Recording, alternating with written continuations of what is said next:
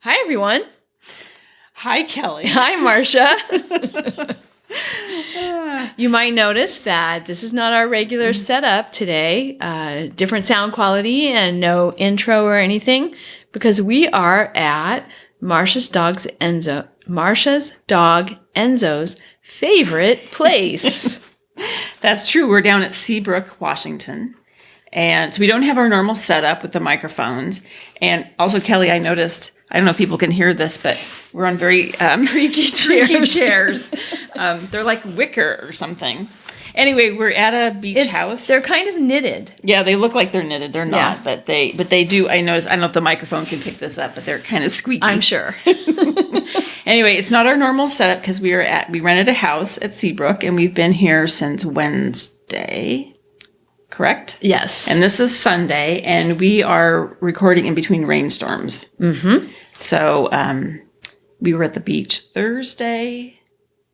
Not Friday. We didn't go at all Friday because it's pouring down rain all day. And I worked because I am still at work, actually. But we'll talk about that. But let's just back up and say that you are working, but you've been at my house the first week. You were here. You're at my house working, and then in between meetings and teaching, we'd go to the dog park and hang out on the deck. Yes. Even though we didn't have perfect weather. I'm having so much fun. I spent almost all the time outside, even though it wasn't always super warm. No, it was not super nice. But my Seattle office setup, home office setup in Seattle was at the picnic table out on Marsha's deck, and it was beautiful. Well, you thought it was beautiful. I thought it was kind of cold. Well, I wore a hat and a sweater.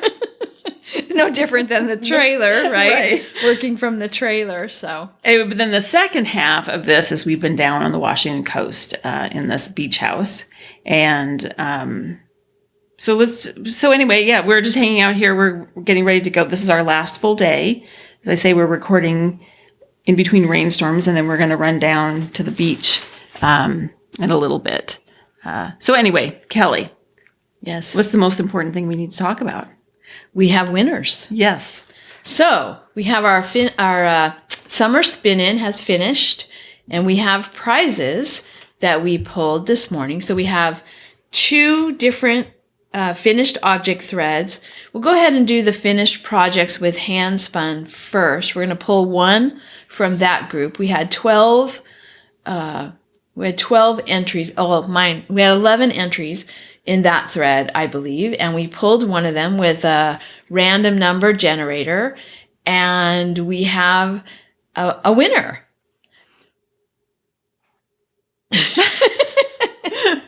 I'll go ahead and announce it, Marsha. Okay. Yes. Do you want me to read them or do you want? No, go ahead. Okay. So our first winner is Prairie Poet. Wait. Oh. This is from our finished projects with handspun.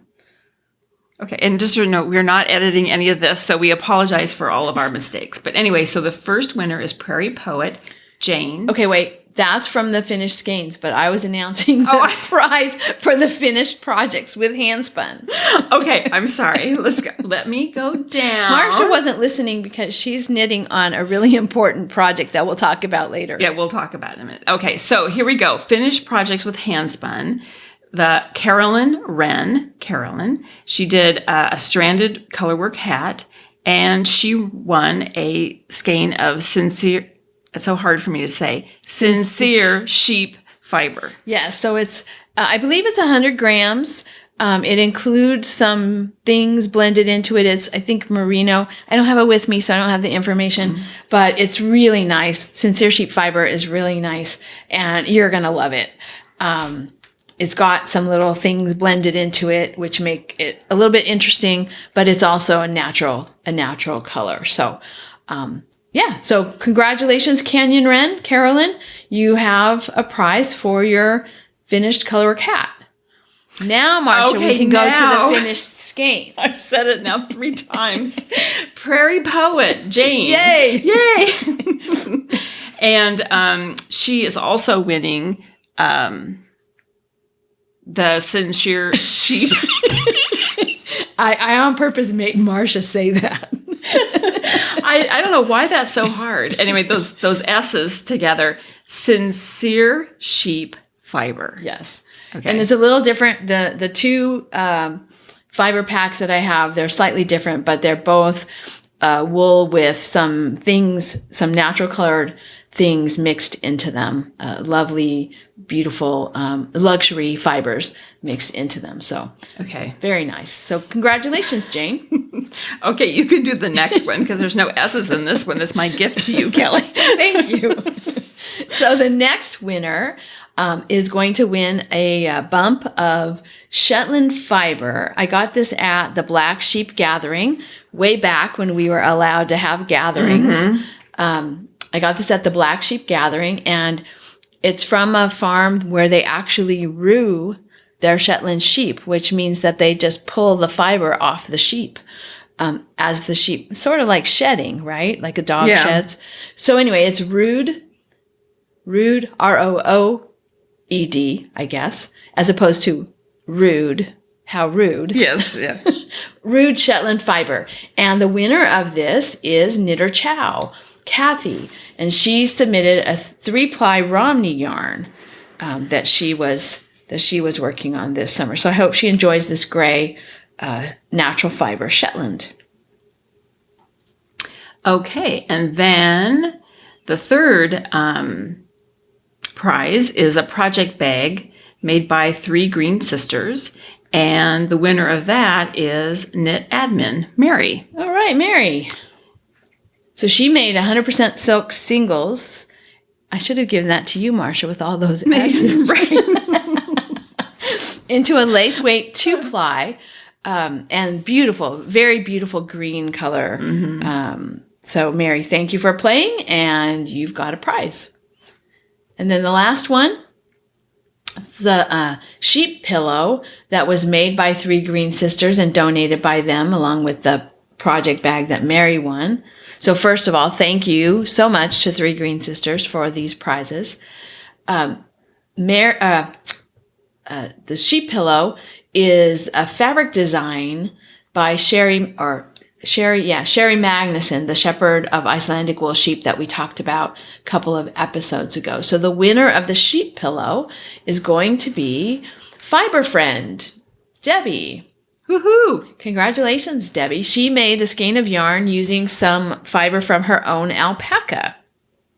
Yeah, very nice. Yeah. So, and we should also say, too, that 3 Green Sisters are kind enough to continue the coupon code. So if you didn't win something that you wanted, you can go to their website, their Etsy shop, and there's a link in the show notes. And the coupon code is used too, and you'll get 15% off. And it's capital EWES, all caps, and then the number 2. Correct. Is the code. And so that goes on, doesn't it, till the end of the year?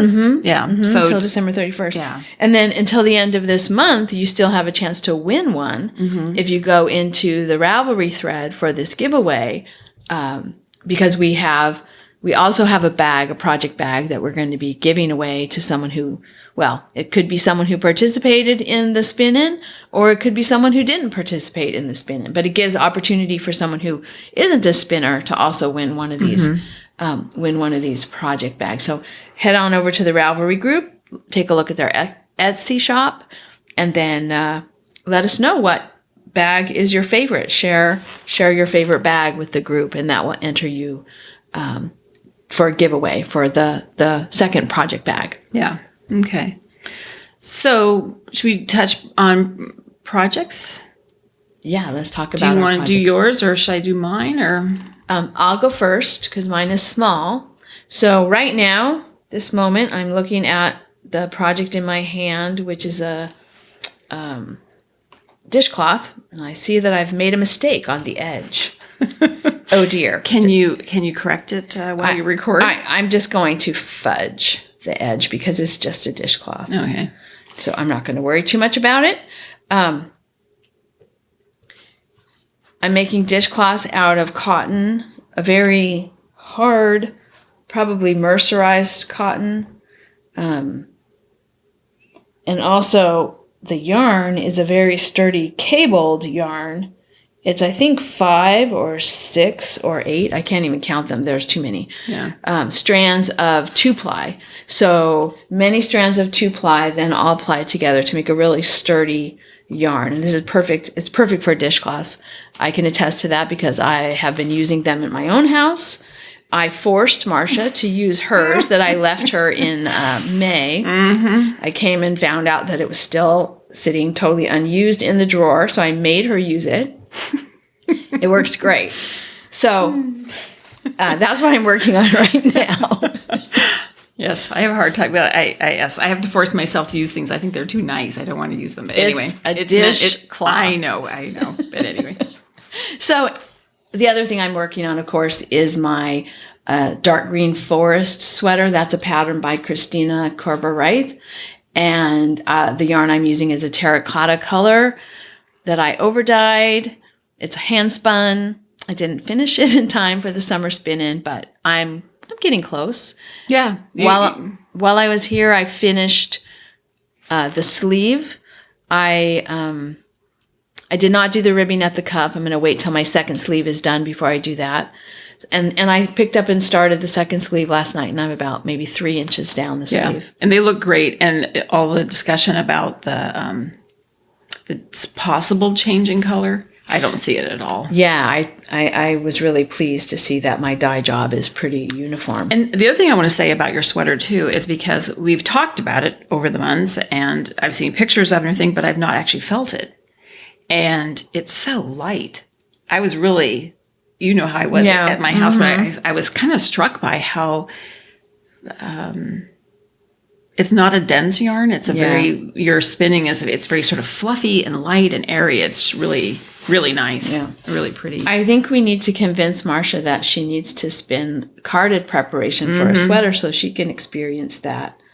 I think that, I, on the other hand, am really anxious or eager, excited, looking forward to buying some braids of yarn and maybe doing a combo spin because I want to experience a sweater that's made out of commercial braid, and that the little more dense and smooth and silky yarn that you get from that. All right, so those are my two. Oh, one other project. I brought my spinning wheel with me on the trip. It didn't get a whole lot of use. I spun a little bit at Marsha's house on her deck, and then have not spun since we got here to the beach. So I don't know if it will get any spinning maybe tonight. At the beach. Maybe tonight. I got kind of excited when I was so close to finishing the sleeve of my sweater. So, but my spinning wheel took a trip to the Northwest. I hope it enjoyed itself. Yeah.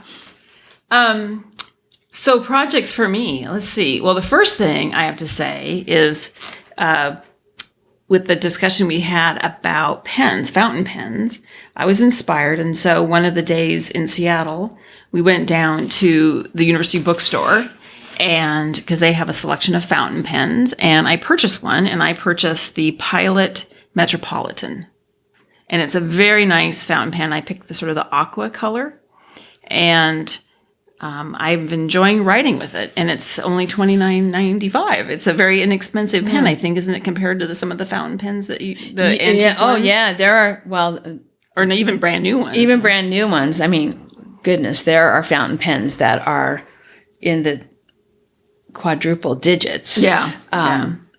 But no, this is a very nice pen for the price. Very nice pen, yeah. It feels really great, I think. Yeah, and then we also bought some ink for Marsha. It's French. Now I've forgotten the name of it. Herbin.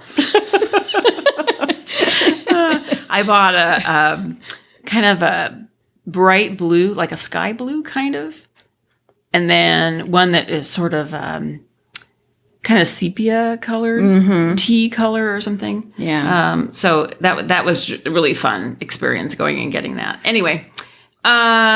Okay, so then I have a finished project that I finished down here at the beach because we have had rain, so I've had time to sit and make a indentation in the sofa. So I finally finished the socks that I've been working on for probably about a year, and it's the Garnstudio Drops Fabel. And that was the one, if people remember the second sock, I was halfway down the foot when I realized I had not turned the heel. Mm-hmm. So I had to rip back, and I reknit it, and I finished it, I think last night I finished it, and then this morning I finished the Kitchener, the toe. So that's all done. And that was Deep Stash, Marsha was telling me. It was from 2014 when we went to the San Luis Obispo yarn crawl. Yeah. So, and then I have to I'm not going to go into a lot of detail about the Atlas sweater that I'm making for my brother, except to say we made him stand there in the living room with the sweater on for about 20 minutes. Well, Kelly and I had quite a conversation, a lengthy discussion about what's wrong with it and possible ways to fix it. So we'll talk about that in another episode, I think. I reached out, I think in the last episode, I mentioned contacting Joanne, Mom Diggity, since we're neighbors, and she does a lot of color work. And so I did reach out to her, and I think when I get back in town, we're going to get together and she can maybe help me. I didn't want to rip it out until Kelly got to Seattle to take a look at it, to see. But we kind of think that the color work is too dense. Well, and the other issue is that the yoke is not deep enough. It's not deep enough, yeah. It's choking Mark's armpit. Yes, yeah. So we'll go into, we're talking about it now, but we'll talk about that. I think I will, in another episode, I'll talk more about that at length, and because I made notes about what we think we need to do, and I want to talk to Joanne about it too. But then I brought with me the Nanny Meier tea cozy that I'm making for my friend Brian, and you knit two sides. I'm halfway through the first side, about ready to start the decreases. And then on that one, when you sew it up, is that where you leave the hole for the spout and the handle? So I will have to borrow his teapot, I think, when I do that. It probably isn't critical, but it'd be nice to have a good fit. But where I really got sidetracked on all this is that when you came to Seattle, when you arrived, I pulled out all of my spirit yarn that I had been saving to over dye to make an Afghan for my brother. Now, I have to say, before I get into the whole dyeing project, is, you know how we remembered things differently. So just a little bit of background. My brother had seen an Afghan down at Close Knit in Portland, Oregon, and he remembered it one way. I remembered it another way. And guess what? He has a photographic memory because he remembered it correctly. Yes. And I don't know why I never thought about doing this, but I actually just in Ravelry put in Noro, Afghan, Portland. I just put in search words and I found the pattern, and it's actually called Noromania Blanket. And the idea is it's out of Noro. Kurion. And you basically just pick the colors you like or scraps of Noro, and it must have fairly long color repeats, I believe. And so you just basically doing a garter stitch blanket and alternating skeins. And it makes this because it's very brightly colored yarn, sort of vivid stripes. Right. So, and that was the interesting thing is when Marsha had even described it to me, and I don't know which episode that was. I thought about going back to it just to listen. But when Marsha had described it to me, we had a lengthy discussion about how you could reproduce that using variegated yarns. And I did not have the same picture of it in my head because of the long color repeats, you essentially get each garter ridge is a different color. And so it goes, the same color goes all the way or almost all the way across each row. Right. And when Mark said that day we were talking about your blanket plans, because Marsha had already we'd done some extensive discussion and planning. And Mark says, well, yes, because I want it to have these, each ridge will be a different bright color. And we both kind of looked at each other like, wait, that's not That's not what I remembered. Yeah, and it wasn't what I remembered because all I knew was what Marsha told me. Because I told you the wrong thing. But you told, I mean, it's funny because... It was all in good faith, but it was, yeah. And I think you told me about it shortly after you saw the blanket, I want to say. Yeah, yeah. And I thought, I can dye that. But we had sort of started the planning process, and I think dyeing long repeats like that, I did that once for a shawl that I made, and that was, I had actually skeined all the yarn up. Yeah. I wasn't really prepared to reskein it the way that you need to do it for those long repeats. And so I just had a, what do they call that? A come to Jesus moment where I thought an epiphany, which is, you know what? I'm making this Afghan this way, and then I will make his. That's a separate project. Yeah. So anyway, just the blanket. So we did dye yarn, and I'm making the Stephen West garter stitch blanket, which I've made before. Yeah, it's called Garter Squish. I'm sorry, Garter Squish. Thank you. It's garter stitch, but it's called Garter Squish. Yes. And it's a really nice pattern. Yeah. Simple, free, right? Yeah, it's free, and it's what I had made before when I made this the blanket out of my dad's old sweater. So there is the main color that goes all the way through the blanket, and then you keep changing any way you want, contrasting colors, and it's a great way to use up scraps or leftover yarn or spirit yarn. Right. So we worked on dyeing, and I have to say it was really fun. I have that moment, dyeing where you get kind of you're so caught up in it, you're not even hungry. And then like, oh shoot, I got to stop and make dinner, kind of thing. I have to make lunch for everybody. Anyway, so the gist of it basically is, I should say I had for the main color, I had enough quantity, but there was two groups of yarn, sort of camel colored yarn, a darker camel and a lighter camel. And so we arranged them with the three darker ones are going to be on the outside of the blanket and the lighter ones are in the middle. And then we over dyed all of that a gradient from dark to light. So the center will be, from dark to light and then to dark again. Right. And that's kind of a terracotta color. Yeah, I think. Inspired by your sweater, yeah, right? I think we were both kind of inspired by my sweater color. Yeah. Unintentionally, really, when we started talking about what we were going to do, we suddenly realized, oh, that's the same color as my sweater. But sort of like when you go to the yarn shop and you get to the register and you discover that all the yarn you bought matches your outfit. That's true. So, and then all the contrasting yarn was just random yarn. So I had Cascade 220, I had Lamb's Pride, I had random yarn that was unlabeled. I had yarn. One called Candide, and it was from Canada, wasn't it? Connecticut.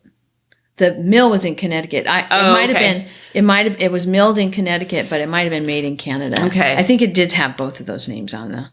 And then what else did I have in there? I can't remember. Oh, I even had two skeins. Well, and I should say all this yarn pretty much came from the Goodwill. Yeah. And for those of you who are new listeners, that's what we call spirit yarn. Our friend Janice kind of dubbed all the yarn that we were getting from D-Stash and our yarn from Goodwill as spirit yarn because we're taking, and sometimes you're taking the yarn of a dead person, right? I mean, I have a lot of that yarn too, from there, so the spirit, and you can actually put the yarn back into use. And so I think that's a really cool name and it's kind of stuck. Yeah. So and then all of the main color yarn, Kelly, I got from the D-Stash room at Knockers. Okay. Those two camel colors. And the other I think I got is all from the Goodwill. Anyway, so then the contrasting colors we dyed, half of it is painted, where we put it just in a foil pan and painted the dye on, and the other half in different colors. So each skein is a different color. And then the other half, we did long color repeats where we put half the skein in the dye pot. When it was exhausted, added more dye and flipped the skein around and dyed the other end. So And then my plan is, and I've started knitting. So I spent the first couple of days here at the beach just skeinin yarn. Taking the dyed skeins of yarn and putting them into cakes. Yeah. Some of it was a little tangled. I had to struggle with that. And then all the contrasting yarn, I broke each skein into 2 cakes. So my plan is to alternate long color repeats and short color repeats. Yeah, and you've done a long. I've done a long, and so it's very addictive because you want to know what the next color is going to be or what it's going to look like. Yeah. So I know what my next color is going to be, but I don't know what it looks like. So I'm halfway through my second color, contrasting color. And I told her she has to knit fast because I want to see it before I leave. Yeah. I looked up, Marsha, as you were talking, I looked up the Candide yarn. Mm-hmm. And so somebody in Ravelry has this yarn listed. It's discontinued, but they say this is the old put up of Candide from back in the day. Once upon a time, Candide was made by Candide Yarns of Woodbury, Connecticut. And then they were bought by Reynolds. So the current Candide is essentially the same as the old, but made in a different mill by a different company. And then it's the original scratchy, durable, woolly yarn with bits of straw in it. Mm-hmm. But it lasts forever, is washable, and doesn't pill. So that's interesting. Yeah, and I didn't think it was that scratchy. I didn't think so either. But it's going to be in a blanket. Yeah. So. I also would be surprised that it's washable, but this is they're showing the label. Yeah, that was on yours. Yeah. And I don't know if you said, Marsha, but all the yarn that we dyed was the base color, the gradient was over dyed, but all of the others were natural white. Natural undyed. white. Mm-hmm. Except maybe that Sears because it was so white. Oh, that was a bright white. Yeah, I don't think that was. That wasn't natural. No, that was an unnatural white. Anyway, I will talk more about this. But it was really fun dyeing it. And it was fun planning it, too. It was fun planning it, doing Sitting the in math. a pile of yarn while I did my schoolwork. Marsha had yarn piled all around me, and she was counting and weighing and measuring and calculating. Math, and then figuring out the percentages of the dye for the gradient. Mm-hmm. Yeah, so it was all really interesting. And so... Very fun. Yeah.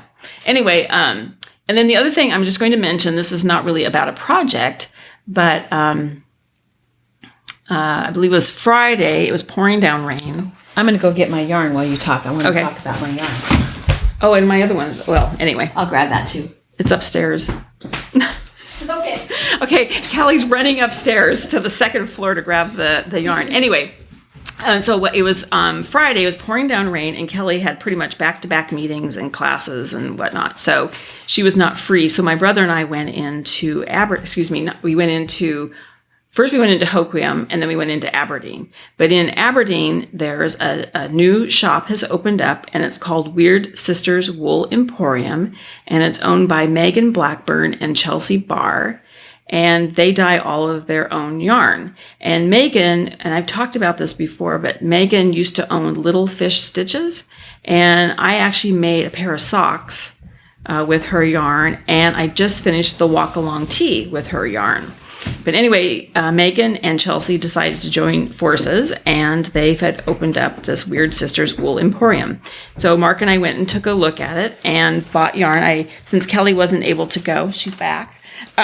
Since she wasn't able to go, I bought her a skein, and I bought a skein for my brother because he wants a pair of socks, and it's I have to get my glasses on here. It's called Mermaids of the Black Lake, and it's on a base called Luke, and it's all based on Harry Potter. This one is based on Harry Potter, and the one I got for Kelly is... It's called Bob Ross. And regular. Yes. So they have in the shop, it's really cute. They have one of those old fashioned washing machines, that are round.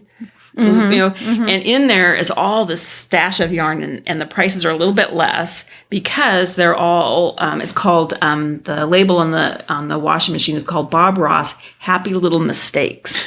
So it's all, test yarns, or test dyes, or it could be, there are also bases they no longer are using. In fact, one I picked up for you, Kelly, was the test dye for the Seabrook colorway that Jean had at the shop. You bought the Sunset. Right. The first one I picked up for you was the test for Sunset. So I thought, I can't buy that one because you bought Sunset. I would have been probably pretty close to the one I already have. So anyway, it's really a fun shop. And they just opened not too long ago. I think just this week. I think September 13th, I think you said. I think, yeah. Yeah. And so mine is, my skein is red and kind of a purple color. Kind of eggplant, a dead colored eggplant. Almost to brown, kind of? Yeah, a real purpley brown. I think maybe the happy little mistakes might be that the dye didn't penetrate everywhere. So there's some little white bits. And then there's also, on the other side, there's a green and a blue, like a turquoise blue. And then quite a bit of the open white part. I think it's really pretty. I can't wait to knit something with it. And in between is the kind of the red color. Yeah, red. it's got a red. Yeah. Yeah. And then the one I got from Mark, the mermaids. You're welcome. And then the mermaids in the lake is actually what it sounds like. It's a lot of like emerald green and a deep turquoise, a little blue green, teal, and then sort of black. A seaweedy color, with the black. Yeah, mermaid hair. Is what it looks like. Yeah, it's really pretty. But I will say their shop it's just a little challenging to find because it's inside an office building up on the second floor. And since they just opened up, there isn't signage outside, and that probably will be changing. So do persevere if you go and to find it, because it's well worth a stop. Also, I put there'll be a link to their website. They have a website, and yes, it's Weird Sisters Wool Emporium. Yes, it's WeirdSistersWool.com. Yes. But if you Google Weird Sisters Wool Emporium, you'll get it as well. I'm looking at their card. And they do, she said most of their business really has been online. So since I just opened, they've not had a chance to do more business in the shop. So if you're in Aberdeen, Washington, check it out. And then in Hoquiam, I went into Harbor Bead and Crafts. And that's in Hoquiam is right next door to Aberdeen. It's sort of like the Twin Cities. You can't really tell when ends and when starts. But that's just a nice craft store. And I went in there to buy needles because the needles for my blanket are number 13s. And I didn't have, I have them at home, but I forgot them. So, and I really wanted to start knitting. So I went in there, and that's, again, another hard-to-find shop. It's up on the second floor of the old Eagles Lodge.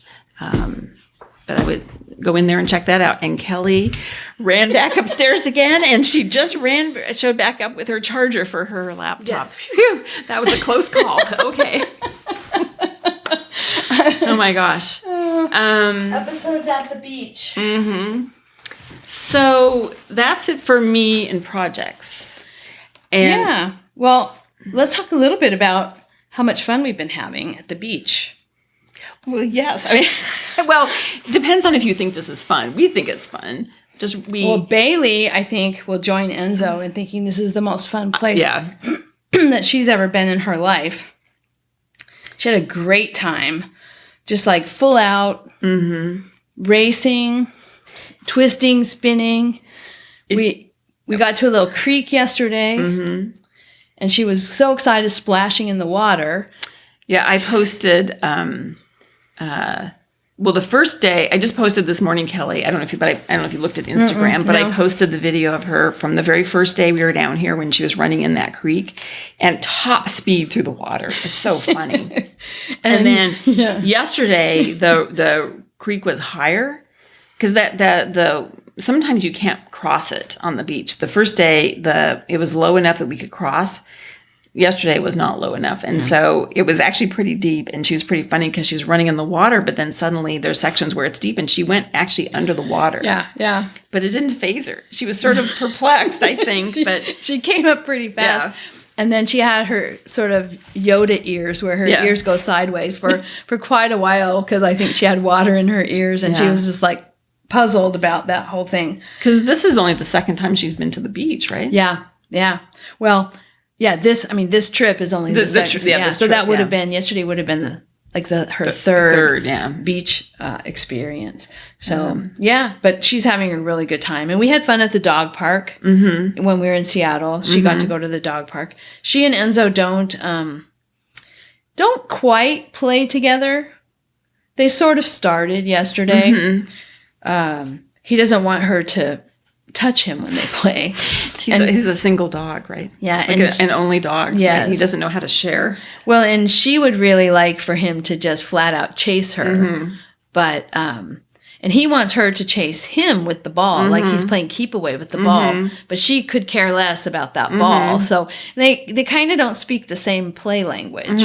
But they have been trying. I think if we were down here for, a full week, for 2 weeks, they would figure it out. Because even by yesterday, it was different. Yeah. They were, and there was more chasing going on and more, it sounds awful, actually, when they're like growling. And she's loud. And it sounds awful, but they're just having fun. Yeah. But we were, the first day, we did 7 miles? No. 6.5 or 7, yeah. And then yesterday we did well over 7. It was almost 8 miles. Almost 8 miles, yeah. Just walking on the beach. They probably did about 20 because they go back and forth so much. Yeah. And then they were flat dogs last night. And then you also, I posted the picture of Enzo in Mark's lap. Oh, because Enzo is, a 60-pound lap dog. Super funny to see this poodle. And he's so floppy. Poodles are so floppy. Like the labs are really stiff. She's actually more flexible than the labs, but her legs go straight down. Like her legs would not go sideways like his do. Like if she laid on her back, her legs go straight up. Straight up, yeah. They're just constructed differently. Yeah. But they've been really good, and they've been good together. There has been a little bit. In fact, they're looking at us now. There has been a little bit of pillow wars going on. There's a Enzo. Oh, see, I was talking about Enzo, and he got up, and Bailey went over and got on his pillow. So Bailey has discovered that she really likes Enzo's pillow. Yeah, and because she has kind of a travel travel version of a pillow, and she really likes Enzo's pillow, and she's, as she should be, a little opportunistic. Right. But he gets up and leaves it. So, she's going to take, as she should. Because at your house, they don't have their own designated pillows. We just have 2 pillows. And first come, first served. Yeah. And I don't even know that they really have favorites between the 2 pillows. It just depends on the day which pillow they select. So yeah, she's a little unused to having a pillow be off limits, and now she's just stolen it because Enzo's up and. But she look at the look on her face. She's anticipating that I'm going to get up and go over there and make her move to her own pillow, but she really likes that squishy one a lot better. Hers is pretty small and flat. But she's a very good dog, and she also, it's not surprising when I say this, but she likes my brother so much. She likes Mark. Yeah. There's something, like, she just goes crazy for him, and the way he interacts with her, and I don't know, she just kind of melts a little bit, and she gets super excited. It's funny. And she has this funny thing. She opens her mouth, and she has this funny thing that she does with her tongue, where it sort of curls backwards, and she literally looks like she's laughing, silently laughing. So cute. Oh, Bailey, you're so good. She's had a lot of really good experiences here. A lot of interaction that she frankly hasn't had since we've had her, because the first month that we had her, she was kind of just getting used to life at our house and was very timid. And then the pandemic came, so the rest of her life has been really just kind of in lockdown.